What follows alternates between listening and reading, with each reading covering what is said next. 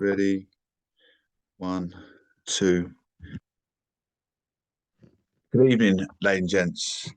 I want to talk about something that's also what I'm writing about at the moment is parent alienation. I am a novelist, I'm an author, and I like to address some normative studies. Normative studies when people become judgment, and an empirical study is when we work on evaluation, the value of something, when we study the value. Police, in their terminology, might think they study the value. A lawyer, a solicitor, might think they study a value according to their job and their observations and their perseverance, but also on our understanding. When we're in a job in some organisation that pays money, they become lovers of money, which is the full truth. So,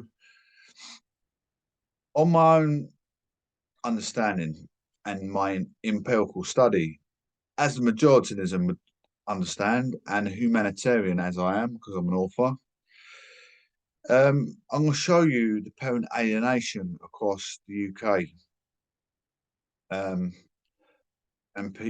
children without parents, and the reasons why lawyers, solicitors, and police probably find lovers of money and supporting others lovers of money, and not the actual supporting alienated parents as such. You see a lot of this going on in society. If you've got alienated parent, alienated children, estranged from their father, biological father, this cause, as we all know through the scripture of things and a lot of mental health surveys say, the child estranged from their father can turn to crime, gun-related crime, narcotics, alcohol, because they feel strange, they feel left out. And also growing up through society, other parents of that child will antagonize your child because they know that your child is not. Look at them, they treat them different. They're not around their biological parent. So they'll all forever be acting strange and not treated with the same value. Anyway, I'm going to share my screen. I'm going to show you some statistics and complementing on Micheal Sandal's statement about how people become lovers of money, irrespectively to having moral value and principles of money. What can money buy? And on that, on our understanding of value and principles of money, this is also on the solicitor's mind, on the judge's mind, on the police's mind. If we don't support the claim to their rights, we can have more work. Admittedly, police don't like the job they do when they get bad jobs come in, but a job pays the bill. That's what you got to initially put to mind. A job pays the bill. So if they've got more policing to do, they've got more work. It keeps a roof over their head. It pays their bills. It puts food on the table. Supports their family. Drives their car to work. Puts clothes on their back. So the moral principle of it: do the authorities, lawyers, solicitors, police force, like the claim to alienation? In such a sense, yes, because it keeps them in the job. Obviously, they don't like doing jobs where it's going to put them at danger. No one does. It's like a bricklayer.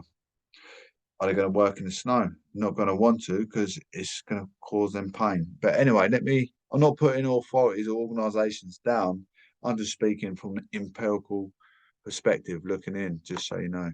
But anyway, now I'm going to share my screen with you. We're going to look at the statistics and calling out understanding the reasons why there is so much alienation going on in today's society. I hope you're with me. I hope you understand. I'm not trying to go against any organisation. I'm trying to talk about the perspective of things. This is Micheal Sandal. He is a philosopher. He's also, I was going to say Harvard University Law School. I've watched many of his claims to rights on hearings is when he talks about people becoming lovers of money, even children become lovers of money. I am as well at my adult age. I am, all for the unforeseen circumstances. I had a head injury. I was born with bad blood circulation. I struggle in a job working 9 to 5 outside because of my condition. I struggle concentration indoors because I don't. I'm going to show you this, and I hope you can resonate. I hope you can resonate with my story moving forward. We're going to look at the parent alienation in the UK. Children feeling estranged, interconnectedness. It's got a psychological impact on the children, mentally and emotional, and physically as well. Being estranged from a relative comes with myths and stigma, but it's more common, and in some cases can be healthier than you might think. It says.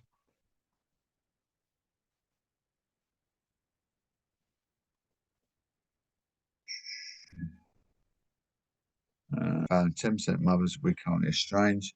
Found that 40% participants had experienced family strain at some point, suggesting that in certain groups, such as US college students, estranged may be also common as divorce.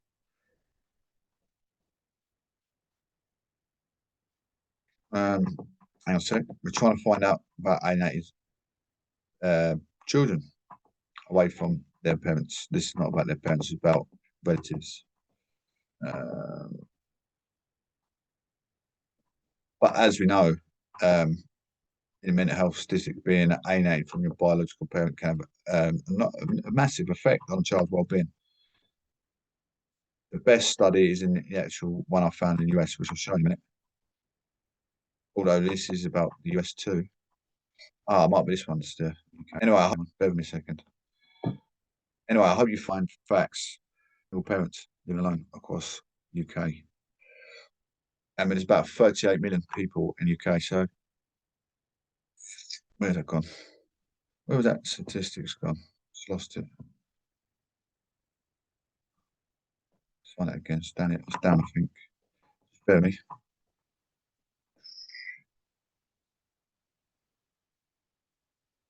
14% of families in the UK were lone families, 2.9 million. So there's 38 million. Was that like a tenth of the population in the UK? So that's quite a substantial, a lot of single parents. Obviously, you get cohabitants. These are single parents living alone. So there's more when you think about alienated children. Um, on the grand scale of things, there's a lot more being estranged. There's a lot more crime, a lot more pollution, and it's usually led down to not having that biological connection.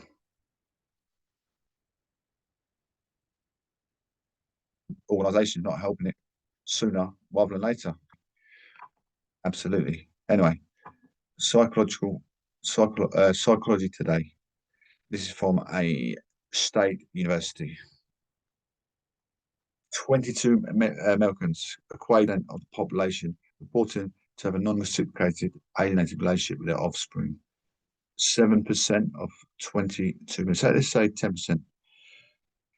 So 10% of 22 million. I don't know. We're gonna have a guess. We say that's probably about something in the region of about 6 million. I don't know the actual answer. I'll be done because decimal, uh, my decimal points on that perspective of calculations is not amazing. My maths is not great. It's not bad in some aspects of life when you talk about square meters and things like that. But that aspect of mathematics, I'm not a genius. So we're gonna have a guesstimate.